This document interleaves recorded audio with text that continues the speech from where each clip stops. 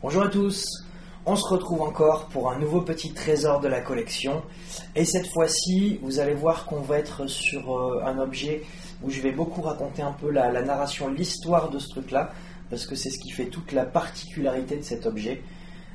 Mais avant bien sûr, eh oui, générique.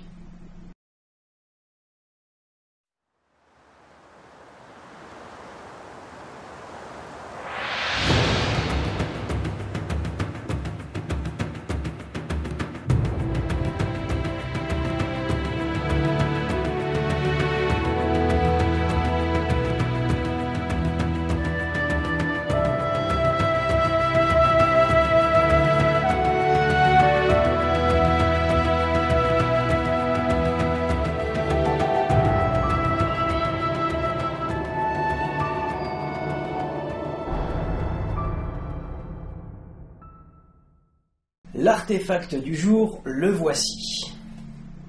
Je pense que les amateurs peut-être d'escrime historique ou d'escrime tout court ou même d'histoire reconnaîtront aisément ce sabre de cavalerie. Mais celui-ci, il est un peu particulier. Déjà, la lame est brisée. Mais surtout, l'histoire qui est rattachée à ce petit bijou est toute particulière. Je vous explique. Ce sabre m'a été offert par un ami qui est pompier aux alentours de Marseille. Et il y a eu des travaux dans la caserne dans laquelle il travaille il y a quelques années de ça, et ce sabre avait toujours été accroché à un des murs. Aucun des pompiers du régiment ne savait qu'est-ce qu'il faisait là, ne connaissait son histoire. Ça a été un peu compliqué. Lorsqu'ils ont fait des travaux, la hiérarchie voulait jeter cet objet-là. Et comme il sait que j'ai tendance à collectionner les objets un peu étranges, que je suis instructeur d'escrime à côté de ça, il m'en a fait cadeau. Il s'avère qu'on est tombé sur des détails un peu particuliers lorsqu'on a commencé à essayer de retracer l'historique de cet objet. En premier lieu, la lame est brisée. Alors, lorsqu'on a un petit peu étudié la particularité de la brisure, c'est pas une brisure qui a été faite au combat. Il y a une certaine torsion du métal qui m'a été confirmée par des forgerons chevronnés qui indique que ce sabre a été brisé à la main. Deuxièmement, la garde est plaquée en argent, ce qui est assez rare puisqu'on est sur des sabres d'infanterie qui sont assez basiques. On s'est renseigné et le plaquage en argent comme ça se fait dans une seule condition, c'est quand le détenteur possède le titre de maître d'armes. Et ça matchait un petit peu avec ce qu'on avait, puisque on pensait que sur la gravure, puisqu'il y a une gravure sur la lame, il y avait la mention maître d'armes. Je vois déjà les spécialistes me sauter à la gorge, détendez-vous, il n'y a pas du tout marqué maître d'armes. En fait, il y a marqué manufacture d'armes.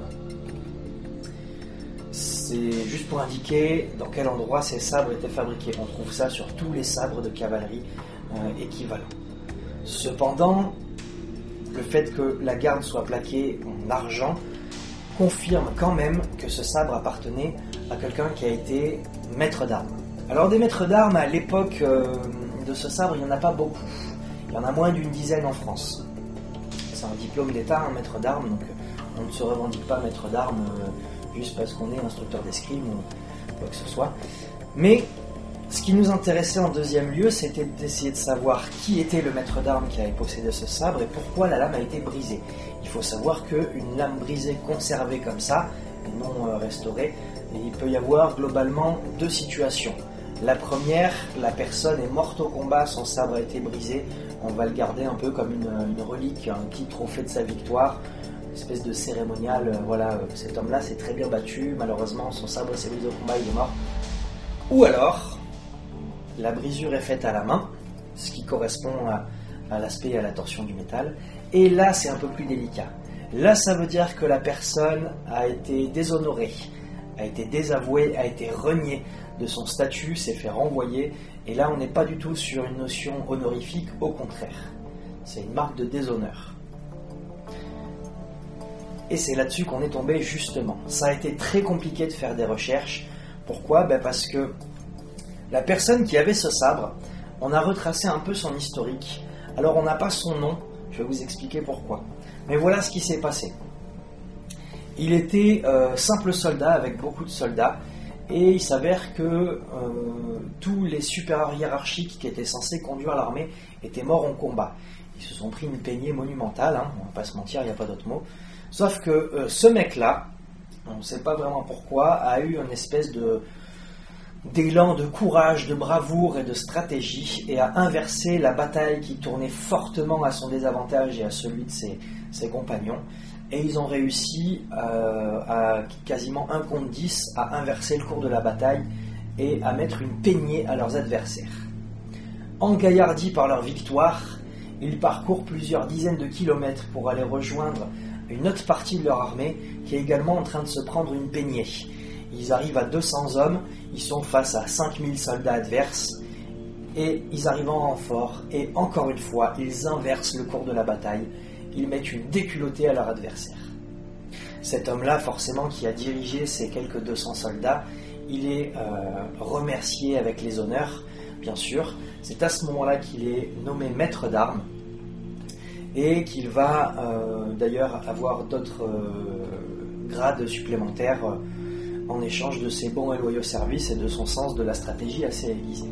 On a plusieurs traces de ce qui s'est passé ensuite pour cet homme-là. On sait qu'il a pris part à plusieurs campagnes militaires, notamment beaucoup en Afrique du Nord, et c'est d'ailleurs là-bas qu'il trouvera la mort, dans des circonstances un peu étranges. On sait que les circonstances de sa mort ne sont pas découvertes tout de suite, et que dès que son décès est officiel, sa femme perçoit une pension de la part de l'armée, une pension de veuvage. Et quelques années après, apparemment, le voile est levé sur les circonstances de sa mort. Et à ce moment-là, il y a des honneurs. Je ne sais pas pourquoi, parce que en fait, le sabre est récupéré, il est brisé, il est conservé pour garder une trace de déshonneur, mais c'est la seule trace qui va subsister. Le nom de cet homme-là va être effacé de tous les registres militaires. C'est ce que je vous disais tout à l'heure, c'est compliqué de sourcer un petit peu le document, puisqu'en fait, on a trouvé quelques infos à chaque fois. Son nom était effacé des registres, on n'a aucune trace. On avait trouvé une potentielle piste, mais c'est vraiment pas sûr. Donc je préfère ne pas dire de bêtises et vous dire que cet homme est anonyme. C'est pour ça, bien sûr, que l'objet était compliqué de tracer, de remonter historiquement, parce qu'en fait, il y a eu un soin très particulier appliqué à effacer son nom de tous les registres civils, militaires et historiques qui faisaient état de ces faits d'armes. La seule chose qui en a subsisté, c'est ce sabre à la lame brisée qui a été trouvé dans une caserne de pompiers à Gardanne. Voilà, comme d'habitude, je vais vous montrer quelques plans plus en détail de cet objet que j'aime particulièrement.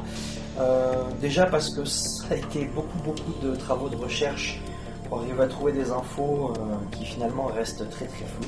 Et puis c'est un bel objet quoi. Donc voilà. Je vous montre ça tout de suite et je vous dis à très bientôt pour de nouveaux trésors et de nouveaux artefacts. A bientôt, bisous.